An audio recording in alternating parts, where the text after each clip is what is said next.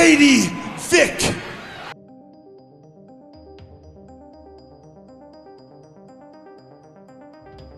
With Vince McMahon in the days following the week of publicity stunts on Raw and SmackDown in early September declaring that the company might make more edgy or creative decisions to get people talking like they did during the peak run of the previous 4 years while doing it strategically by carefully going to the edge without falling off. The edge of the cliff might have never been closer than what is planned for tonight, with the company going as far as sending the feed in advance to notify its TV networks across the world on what is set to air on Raw in an hour from now. With Triple H a day after going over Kane to unify the world and IC titles to write it off television after 23 years, starting the build-up for the big segment of the night by hyping a videotape proving the Katie Vick allegations, building it up with Ric Flair holding the tape as the most graphic footage he has ever seen to open Raw with a 3.3 rating and 4.3 million viewers coming off the No Mercy pay-per-view.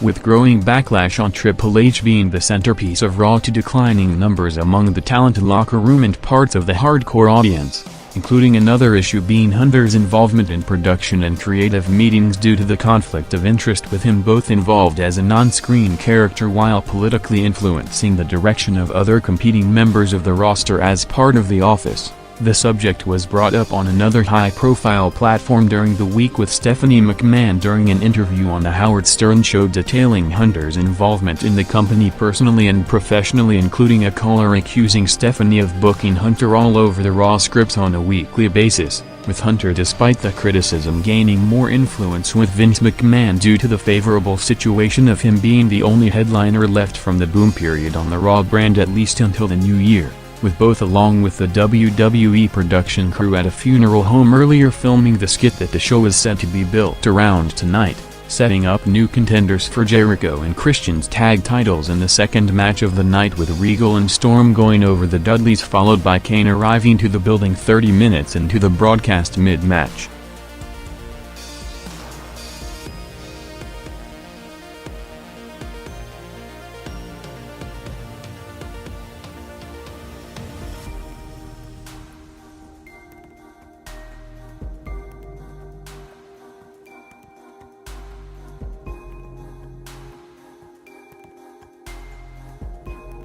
Raw picked up steadily with every segment throughout the first hour to peak in the fourth quarter at a 3.8 rating and 4.9 million viewers, with Eric Bischoff coming out to make a major announcement regarding the Raw brand headliner at Survivor Series, as with SmackDown's Taker vs Lesnar Hell in a Cell match delivering strong to close the pay-per-view last night, with the SmackDown brand in general legitimately featuring the top attraction match on every pay-per-view since the brand split started in April. Eric promising to top it with a new stipulation to introduce the Elimination Chamber concept for the first time on WWE television, hyping a major never-seen-before structure as Raw's big selling point for Survivor Series, with Eric also set to be in New York on Saturday for when tickets go on sale, with a massive gate expected at the Garden in the first MSG pay-per-view for the company since the Royal Rumble in 2000. With Raw after seeing Tess returning with a new look to go over D'Lo Brown to start a new heel partnership with Stacy Keibler,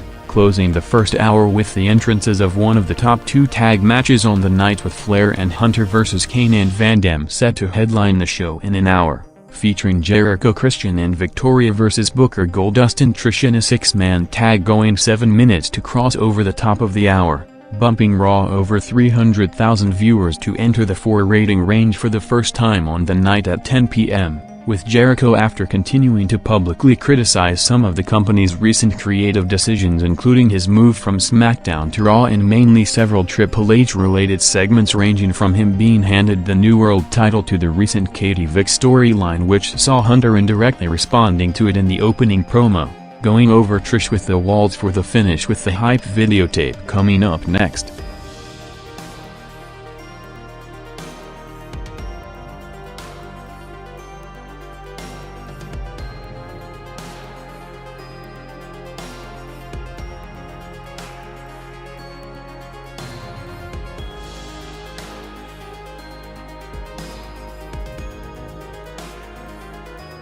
The big talking point of the night and what turned out to be one of the most infamous segments in wrestling television history was next, with Triple H giving the signal to air the talked about tape filmed earlier in the day, seeing Hunter entering a funeral home in a parody recreating the alleged scene from the night of the Kane-Katie Vick accident, with the skit if not already as over-the-top as anything seen before on a Raw broadcast being filmed in a funeral home, with the legit funeral taking place in the other room while Vince McMahon was directing Hunter and producing the skit on location, with the 7-minute segment seconds after airing on television from 10:13 p.m. immediately turning into the talk of the industry, with reactions coming from every corner in and out of the company to give McMahon the buzz he was looking for with the stunt, in hopes of it translating to boosted curiosity numbers going forward. While on the night the segment, which was placed towards the end of the top of the hour quarter into what is usually the most difficult segment to draw on the show between 10:15 to 10:30 p.m.,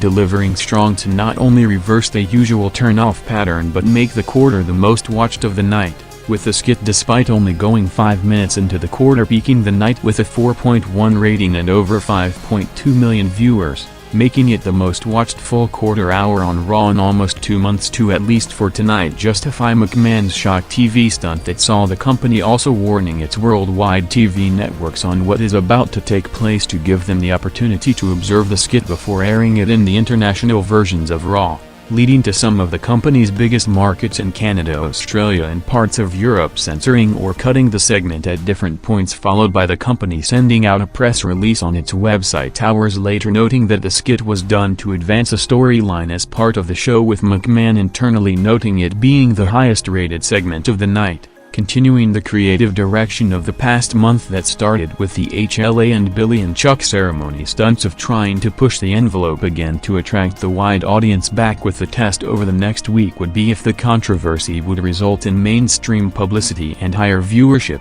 with Raw's overall second hour, which started the usual decline, to drop 500,000 viewers from 10:30 p.m. instead of 15 minutes earlier due to curiosity from the Katie Vick skit delaying it. Also featuring Bischoff announcing that Big Show has been traded to SmackDown to make him the latest major name to switch brands, followed by an interview with Shawn Michaels from The World in New York to announce that he's officially recovered from the SummerSlam injuries to ride him back into storylines and start the build to his full-time comeback run in the near future, averaging over 4.9 million viewers to make it the most watched full hour of Raw since the first hour on September 2nd and the most viewers for the 10 to 11 p.m. hour since the day after SummerSlam on August 26th.